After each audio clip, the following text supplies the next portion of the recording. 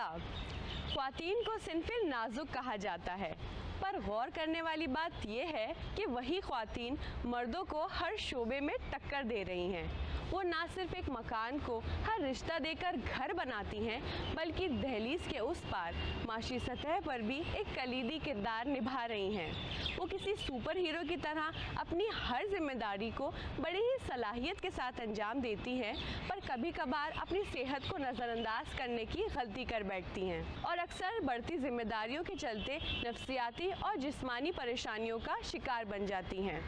अक्सर अपने घर के अफराद का ख्याल रखते रखते अपनी सेहत को नज़रअंदाज कर बैठती हैं और अनचाहे इमराज का शिकार हो जाती हैं। कहते हैं सेहत हजार नेमत, इसमें कोई शुबा नहीं कि ये वाहिद ऐसी नेमत है जिसके आगे दुनिया जहां की कोई शय माने नहीं रखती। भागती दौड़ती जिंदगी में अगर दिमागी और जिस्मानी तवाजुन को बेहतर बनाना है और खुद को सेहतमंद रखना है तो योग से बेहतरीन जरिया और कोई नहीं। ये एक हुनर की मानिंद है जिसे अपनाकर न सिर्फ फिट रहा जा सकता है बल्कि जिंदगी की रवानी को आसान भी बनाया जा सकता है। योग करने के हजारों फायदे आज से नहीं बल्कि हमेशा से रहे हैं। योग की तारीख तकरीबन 5000 साल पुरानी है। सप्तऋषियों ने हिंदुस्तान के कोने कोने का दौरा किया और यौगिक तरीके से जिंदगी गुजारने की रिवायत रची और आज ये पूरी दुनिया में मकबूलियत हासिल कर चुका है। योग को अपनाकर ना सिर्फ इमराज से बचा जा सकता है बल्कि ज़िंदगी में हो रही उथल पुथल को भी काबू में रखा जा सकता है। आज इंटरनेशनल डे ऑफ योगा के इस मौके पर हम मौजूद हैं एक ख़ास पेशकश लेकर जिसका नाम है ख्वातीन की ज़िंदगी और योग। इसके तहत हम जानेंगे कि कैसे ख्वातीन खुद को फिट रख सकती हैं और अपनी रूह और जिस्म के दरमियान एक सुकून का पुल तामीर कर सकती हैं। ये सारी बातें जानने के लिए हम आ गए हैं मोरारजी देसाई इंस्टीट्यूट ऑफ योगा में, जहां मौजूद अमृता शर्मा जी हमें योग से मंसूब और अहम मालूमात फराहम करेंगी और ये भी बताएंगी कि ख्वातीन के लिए कौन कौन से योगासन मुफीद हैं।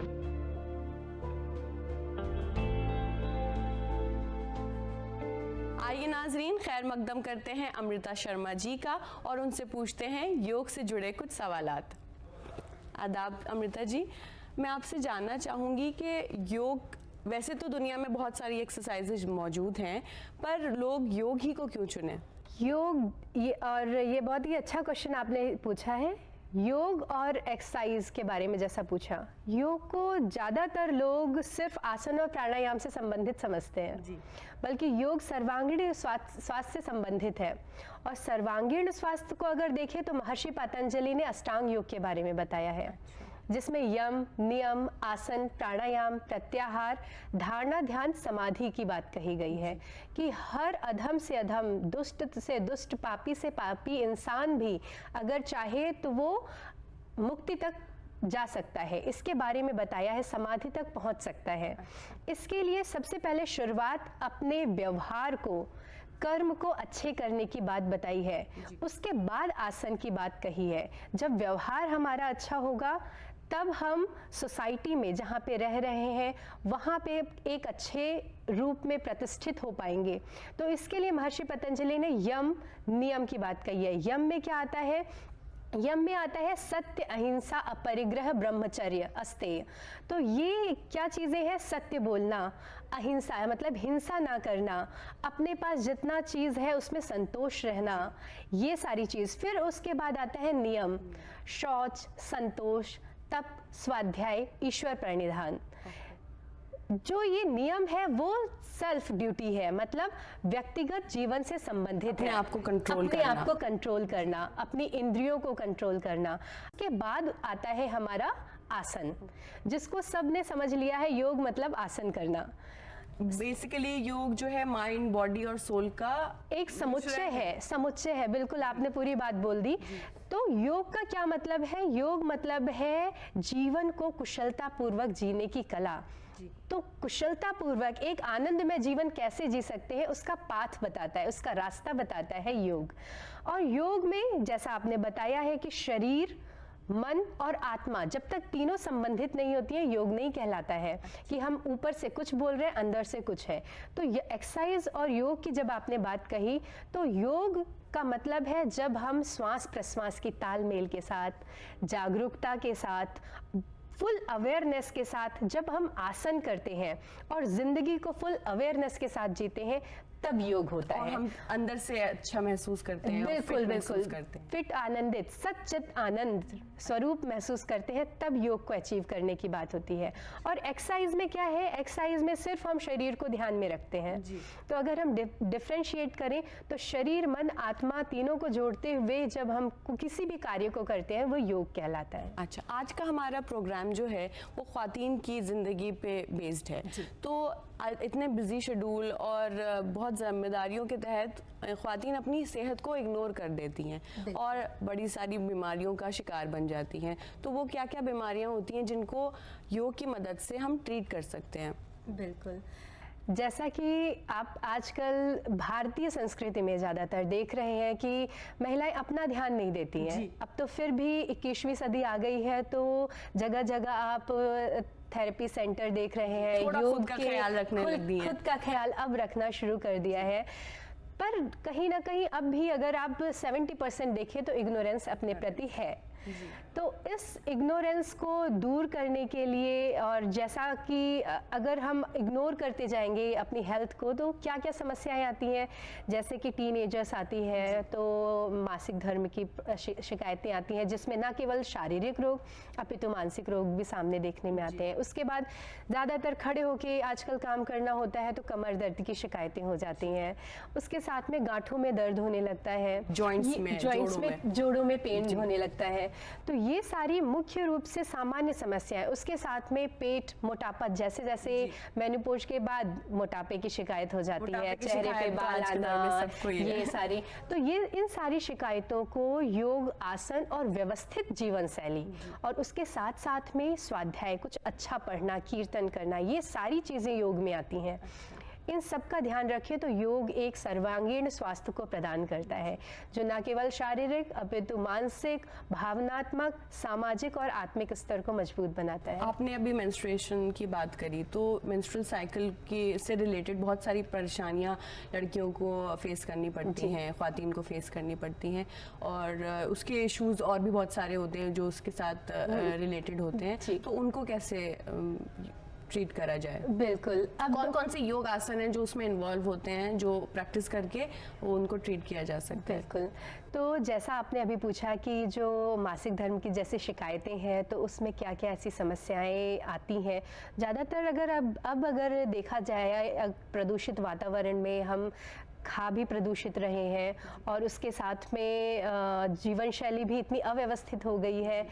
इन सब के कारण मेन कॉज यही है कि हमारा इनटेक क्या हो रहा है, क्या खा रहे हैं, और उसके साथ में अव्यवस्थित जीवन शैली। जब सोने का, प्रकृति के साथ नहीं जीवन जीते हैं।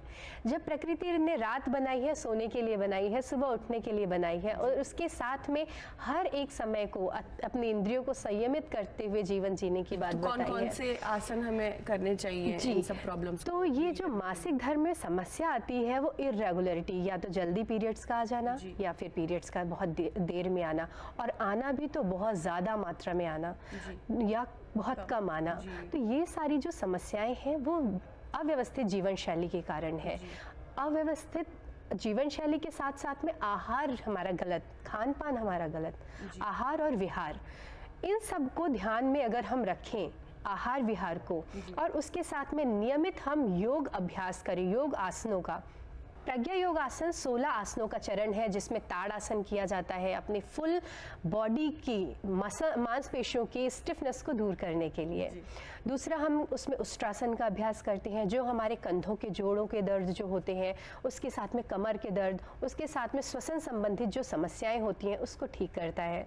तो जो प्रेगनेंसी रिलेटेड इश्यूज होते हैं फीमेल्स को, ख्वातीन को, उसमें क्या योगदान है? अच्छा, जैसे आप अगर बात करें मिसकैरेज जैसे हो जाना, अर्ली प्रेगनेंसी और मिसकैरेजेस, जी जी जी, और जो हेल्दी प्रेगनेंसी हैं उनमें भी कैसे मदद करता है? बिल्कुल बिल्कुल, जैसे मिसकैरेज हो जाना, ये सारी जो प्रॉब्लम आजकल देखने में ज़्यादातर आ रही हैं वो कहीं ना कहीं मानसिक रूप से, शारीरिक रूप से तो बाद में दिक्कतें दिखती हैं, मानसिक रोग पहले हो जाते हैं, क्योंकि वो पहले से ही सहन शक्ति होनी चाहिए महिलाओं में, ऐसा सब मान के चलते हैं। तो कहीं ना कहीं वो सारी जिम्मेदारियों को, चाहे वो घर की जिम्मेदारी है, बचपन से चाहे सिखाया जाता है, बिल्कुल बिल्कुल, चाहे वो बाहर की जिम्मेदारी है, उसके साथ साथ ही घर में बच्चों का ध्यान रखना, बाहर के कार्यालय में जो जिम्मेदारियां उसको देखना, उसके साथ में अपने लिए नेग्लेक्ट अपने आप को, अपनी हेल्थ को करते हैं, और उसके साथ में क्या होता है, धीरे धीरे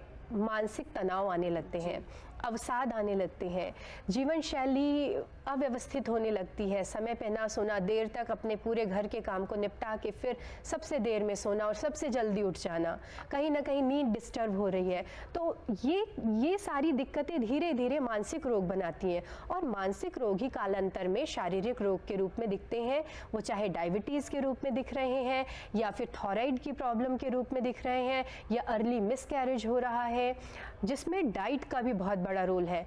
क्या है कि आजकल जो औरतें हैं वो डाइट में बासी कुसी जो भी बचा है वो खा लेना, फ्रेश फूड जिसके लिए बोला है, सात्विक भोजन, बिल्कुल फ्रूट्स और बिल्कुल जो जल्दी पच जाए, ऐसी चीज़ों को बोला है। तो वो चीज़ों को ना देखते हुए जो बासी भोजन, दुर्गंध युक्त भोजन जो किया जा रहा है, उसका बहुत ज़्यादा फास्ट फूड खा रहे हैं, बहुत सारे नॉनवेज का भी यूज़ कर रहे हैं। तो ये सब चीज़ हमारे डाइजेस्टिव सिस्टम में धीरे धीरे पाचन पचाती है, और फ्रूट अगर खा रहे हैं, प्राकृतिक भोजन कर रहे हैं, वो जल्दी पचता है नॉर्मली, बिल्कुल बिल्कुल। तो ये चीज़ें अगर आप ज़्यादा मात्रा में पानी पी रहे हैं, तो मैं सभी महिलाओं को कहूँगी कि सुबह सुबह गुनगुना पानी, बासी मुँह ज़रूर वो पिएं, अगर मुंह का कोई रोग नहीं है जी।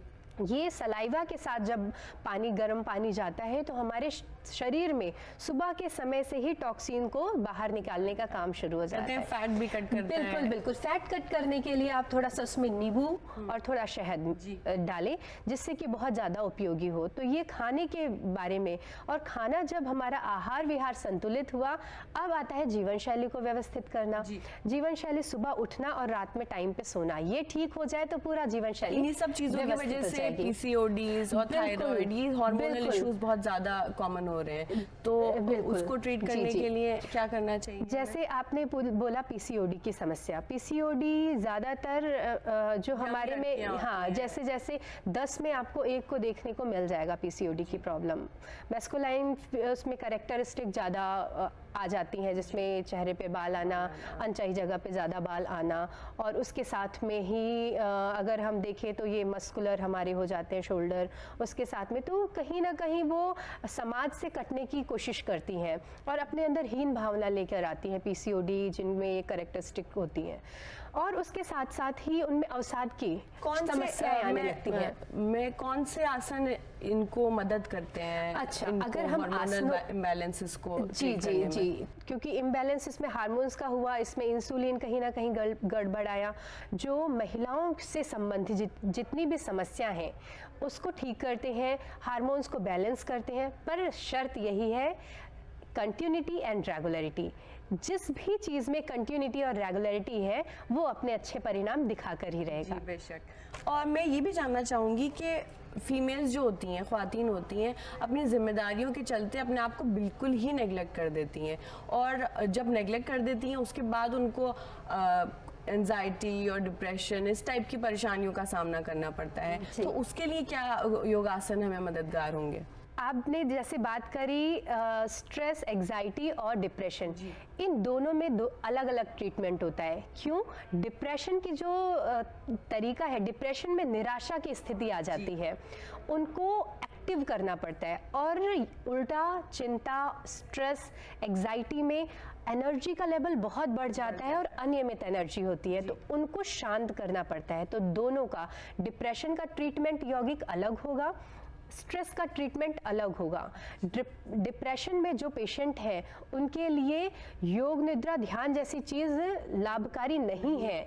उनके लिए क्या करवाना है, सूर्य नमस्कार, फास्ट एक्सरसाइज, भस्त्रिका प्राणायाम और जितने भी एक्टिविटी ऐसी हैं आसनों की जो डायनेमिक है, फास्ट है, उसे करवाना चाहिए। उनको पंप अप फीलिंग, बिल्कुल, उनको एड्रेनलिन जो है वो उनका रश हो। बिल्कुल बिल्कुल। और उस ऐसी एक्टिविटी कराने से जो सैडनेस है वो दूर होती है और व्यक्ति आनंद की तरफ बढ़ता है। उसमें ज़्यादा से ज़्यादा प्रकृति के निकट रखना चाहिए डिप्रेसिव पेशेंट को।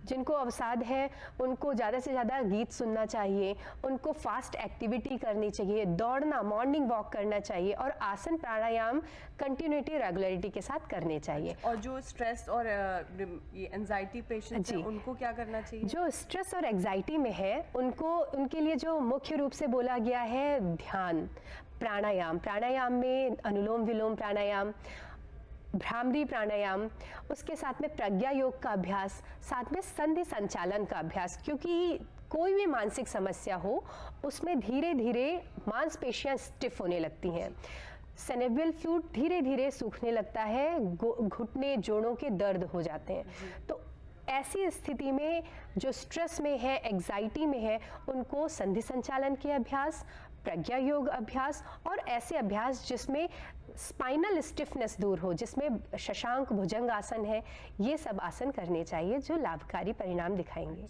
वैसे तो आपने मुझे बताया कि एक अच्छा लाइफस्टाइल, अपने शेड्यूल को अच्छे से फॉलो करना बहुत चाहिए, ज़रूरी है। बट आज के दौर में थोड़ा सा मुश्किल हो जाता है। ख्वातीन का जो सुबह का वक्त होता है वो अक्सर मसरूफियात से भरा हुआ होता है, उनको वो कतरा जाती हैं, अवॉइड कर देती हैं योग को अमल करना। तो उसके लिए कोई और वक्त है जिस टाइम वो अपने ऊपर ध्यान दे सकें और योगा कर सकें? बिल्कुल। ये एक ऐसा क्वेश्चन है जो बिल्कुल सही है कि सुबह और शाम के समय सबसे बिजी शेड्यूल होता है और उसके बाद दिन में बिल्कुल योग किया जा सकता है, आसन किए जा सकते हैं। अगर आसन को योग का मतलब है आसन और प्राणायाम ही नहीं है, योग का मतलब होलिस्टिक लाइफ है। तो अगर आसन प्राणायाम की बात अगर आप कर रहे हैं तो वो ज़रूर कर सकती हैं दिन के टाइम में। लंच से पहले एक ऐसा टाइम बना ले जिसमें रेगुलर और कंटिन्यूटी के साथ आसन का अभ्यास करें। बेसिकली खाली पेट होना चाहिए। इसके लिए ज़रूरी है कि खाली पेट हो, यूरिनरी ब्लैडर खाली हो। अगर हमने खाना भी खाया है तो लगभग 3.5 से 4 घंटे हो गए हों, इस बीच में अभ्यास किया जा सकता है। तो दिन का भी एक टाइम ऐसा है जिसे अगर एक फिक्स टाइम कर लें तो उसमें अभ्यास किया जा सकता है। कंटिन्यूटी और एक पर्टिकुलर टाइम पे ही करा जाए। और शाम में कर सकती हैं क्या? बिल्कुल, सबसे अच्छा टाइम बोला गया है सुबह प्रातःकालीन टाइम समय बोला गया है, जिसमें कि ऑक्सीजन की मात्रा हमारी प्रकृति में अच्छी होती है। तो उस समय जब हम अभ्यास करते हैं तो हमारी लंग्स में भी ऑक्सीजन भरती है, मांसपेशियां ज़्यादा फ्लेक्सिबल बनती हैं। अब जैसे जैसे दिन होने लगता है वैसे वैसे इन्वायरमेंट में पॉल्यूशन बढ़ता है, इसलिए योग या प्राणायाम या आसनों के अभ्यास के लिए सुबह और शाम का समय उचित माना गया है।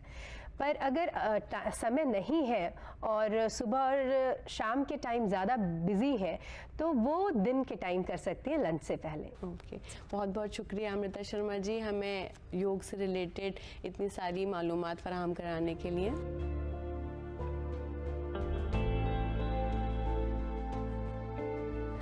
नमस्कार, अभी आपके सामने प्रस्तुत होने जा रहा है प्रज्ञा योग आसन जो 16 आसनों का एक समुच्चय है, जिसमें न केवल महिलाएं अपितु बच्चे और बूढ़े सभी इसको कर सकते हैं। इसमें प्राणायाम, आसन, मंत्र और मुद्राओं का एक समूह है जिसके माध्यम से शारीरिक रूप से हमें बल प्रदान होता है, उसके साथ साथ ही मानसिक और भावनात्मक पक्ष को भी सबल बनाने में प्रज्ञा योगासन बहुत ही लाभकारी है। तो आपके सामने प्रस्तुत है प्रज्ञा योग आसन। प्रज्ञा योग आसन में 16 आसनों का समूह है, जिसमें 12 आसन अलग अलग हैं और उसके पश्चात आसन मिला के किए जाते हैं या उसके बाद रिपीट किए जाते हैं। तो इस प्रकार 16 आसनों का समुच्चय प्रज्ञा योग आपके सामने प्रस्तुत है। प्रज्ञा योग आसन के पहले आसन में आता है ताड़ासन। ताड़ासन के लिए श्वास भरते हुए दोनों हाथों को ऊपर की तरफ उठाएं, कोहनी को सीधा करते हुए श्वास भरते हुए पैर के पंजों पे खड़े हो जाएं। पहला अभ्यास है ताड़ासन। श्वास छोड़ते हुए पादहस्तासन की स्थिति, दोनों हाथों को दोनों पैरों के बगल बगल रख देंगे। 3 वज्रासन की स्थिति, घुटने को मोड़ते हुए दोनों हाथों को अपने पैर के घुटने पर रखेंगे, गर्दन एक सीध में, आंखें बंद। धीरे से आंखों को खोलेंगे। 4 उष्ट्रासन। उष्ट्रासन हमारे श्वसन तंत्र को मजबूत बनाता है। 5 योग मुद्रा, हाथ को पीछे लॉक करते हुए वज्रासन की स्थिति में बैठते हुए फोरहेड को जमीन से लगाएं, श्वास छोड़ते हुए। हाथ की हथेलियां ऊपर उठा के रखें, कोहनी को सीधा करने का प्रयास करें। 6 अर्ध ताड़ आसन की स्थिति, श्वास भरते हुए आंखों को ऊपर, नजरें ऊपर, आसमान की तरफ देखें।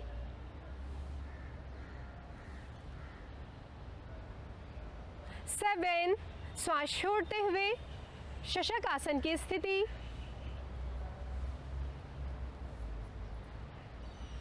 8 भुजंगासन। श्वास भरते हुए कमर को सीधा करते हुए, कोहनी को सीधा करते हुए, नजरें आसमान की तरफ।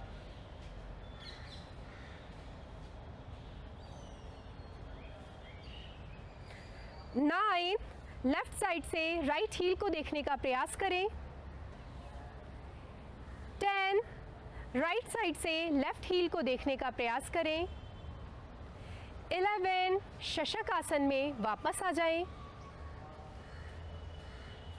12 श्वास भरते हुए अर्ध ताड़ासन की स्थिति, हाथ की हथेलियों को एक दूसरे के देखते हुए रुख। 13 उत्कट आसन, दोनों हाथों को जोड़ते हुए पैर के पंजों पे बैठने का प्रयास करें। 14 श्वास छोड़ते हुए दोनों हाथ की हथेलियों को जमीन पे रखते हुए पादहस्तासन की स्थिति। 15 श्वास भरते हुए ताड़ासन की स्थिति, पैर के पंजों पे श्वास भरते हुए खड़े हो जाइए। 16 ओमकार के उच्चारण के साथ समापन करेंगे।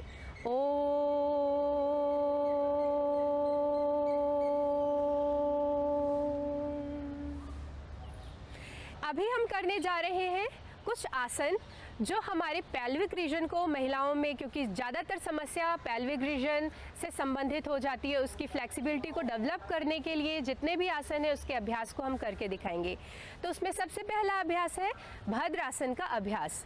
भद्रासन के लिए वज्रासन में बैठें। सबसे पहले दोनों पैरों को सामने से मिलाते हुए अपने पेल्विक रीजन के पास लाएं और दोनों हाथ की उंगलियों को लॉक बनाते हुए अपने पैर के पंजों को पकड़ने का प्रयास करें। ज़्यादा से ज़्यादा अपने घुटने को ज़मीन से लगाने का प्रयास करें, आँखों को बंद कर लें। ये है भद्रासन।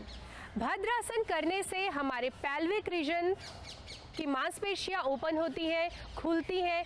उसके साथ साथ ही मासिक धर्म से संबंधित जो समस्याएं महिलाओं को ज़्यादातर सामना करना पड़ता है उसमें भी लाभ प्रदान होता है। इसके साथ साथ ही यह मानसिक तनाव को भी दूर करने के लिए एक लाभकारी आसन है। धीरे से आंख खोलते हुए दंड आसन की स्थिति में वापस आ जाएं। अगला हम अभ्यास करने जा रहे हैं सुप्त वज्र आसन का अभ्यास। इसके लिए लेट जाएं, सर आगे की तरफ, पैर पीछे की तरफ करते हुए अपने स्थान पर लेट जाएं।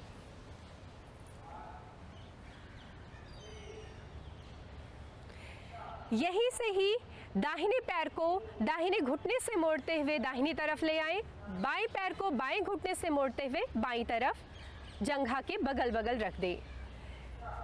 इस प्रकार वेरिकोज वेन्स में भी एक बहुत ही लाभकारी आसन के रूप में सुप्त वज्रासन है। तनाव को दूर करने के लिए एक लाभकारी आसन है। अब दोनों हाथों को कोहनी से मोड़ते हुए अपने सर के ऊपर लॉक बनाते हुए रख लें।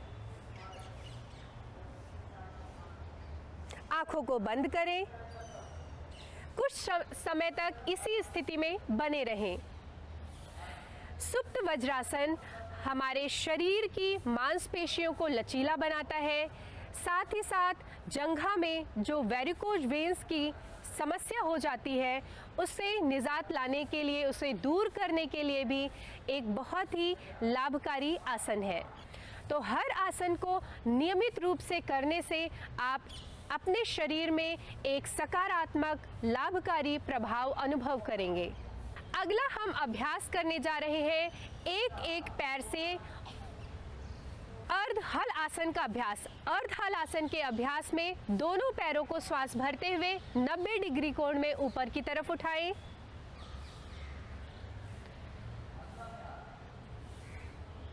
सेकंड्स के लिए यहीं पे बने रहें। यह अभ्यास घुटनों को सीधा करने से हमारे ब्लड का फ्लो सर की तरफ जाता है, जिसके माध्यम से वेरिकोज वेन से संबंधित समस्या, पेल्विक रीजन से संबंधित समस्या में लाभकारी परिणाम दिखाता है। कुछ क्षण के लिए इसी स्थिति में बने रहें। क्योंकि महिलाओं में खड़े होने के कारण वात संबंधी रोग भी आ जाते हैं, लंबे समय तक भोजन ना करने के कारण वात संबंधी समस्याएं भी आ जाती हैं, तो इसी आसन से ही हम अगले आसन की तरफ बढ़ रहे हैं, पवन मुक्त आसन। पवन मुक्त आसन यहीं से ही आगे करते हैं। दोनों पैरों के घुटने को मोड़ते हुए घुटने को छाती के निकट तक लाएं। दोनों हाथों से अपने पैर के घुटनों के नीचे लॉक बनाएं। श्वास भरें, श्वास छोड़ते हुए अपने सर को अपने घुटनों के बीच में लेकर आएं। आंखों को बंद करें। कुछ देर तक श्वास बाहर निकाल के ही इसी स्थिति में बने रहें। पवन मुक्त आसन वायु संबंधित विकारों को दूर करने के लिए एक लाभकारी आसन है। पुनः श्वास भरते हुए सर को नीचे रखें, लॉक को खोलें, घुटने को सीधा करें। धीरे धीरे श्वास छोड़ते हुए पैर को नीचे की तरफ लेकर आएं। शवासन में विश्राम करें। ये अभ्यास नियमित रूप से करें। आसनों का अभ्यास, प्राणायाम का अभ्यास और ध्यान का अभ्यास। धीरे से दोनों हाथों को प्रार्थना मुद्रा में लाएं।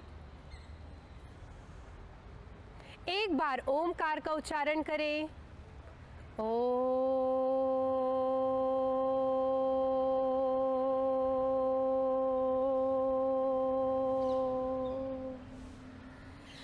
शांति पाठ। सर्वे भवन्तु सुखिनः, सर्वे सन्तु निरामया, सर्वे भद्राणि पश्यन्तु, मा कश्चित् दुःखभाग् भवेत्, मा कश्चित् दुःखभाग् भवेत्।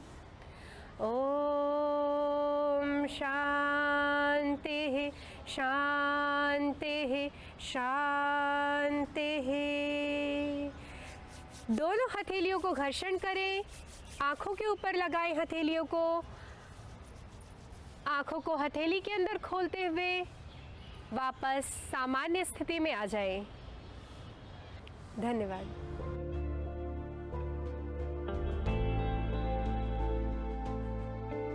हम सभी की ये ख्वाहिश होती है कि हमारा हर दिन ज़िंदगी से भरपूर गुजरे।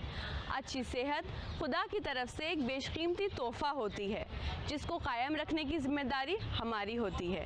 इसके लिए हमें चाहिए अच्छा लाइफस्टाइल, अच्छी ग़िज़ा और योग की। और हम उम्मीद करते हैं आज की हमारी इस पेशकश पे हमारे नाज़रीन, ख़ास तौर पर ख़वातीन, काफ़ी फैज़याब होंगी। और चलते चलते इंटरनेशनल डे ऑफ योगा के मौके पर ये कहना चाहूँगी कि योग को अपनी ज़िंदगी में अपनाएं और खुशगवार ज़िंदगी पाएं। खुदा हाफिज़।